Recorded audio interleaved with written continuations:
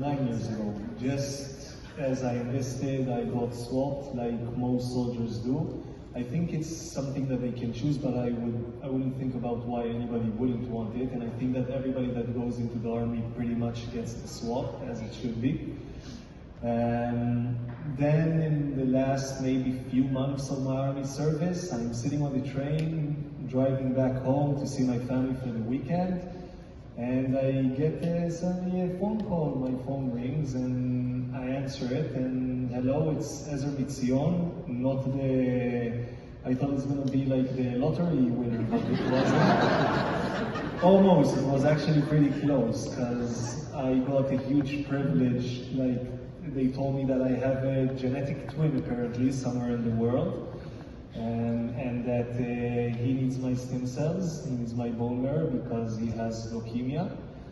At the time I knew he was 63 and a male, and that's all I knew.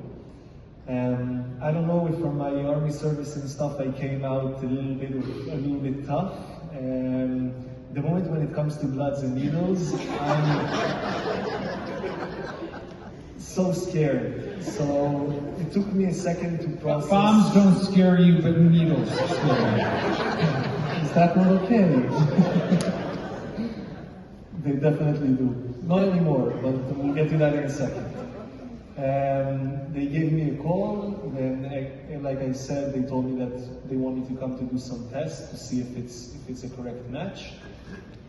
I took a big breath, and like I said, there was two sides of it. One side that, wow, I have this amazing, huge privilege that I can actually save somebody's life, or at least try to save somebody's life. And I'm afraid of needles.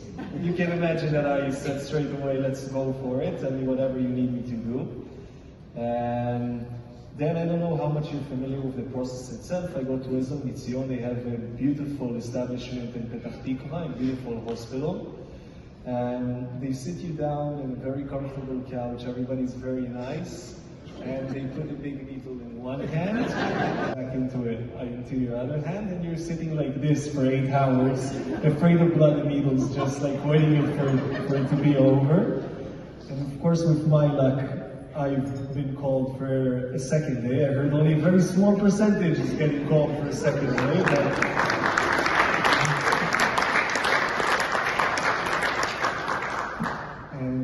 I had the best privilege in life of saving a life, and I'm very proud of it. And again, it's Recipient to thank. And you never met the person who you donated and gave the stem cells to, but I think everyone here remembers how earlier this evening Eric Horvitz was on stage. You've yet to meet Eric, but Eric, could I ask you to come join us, please?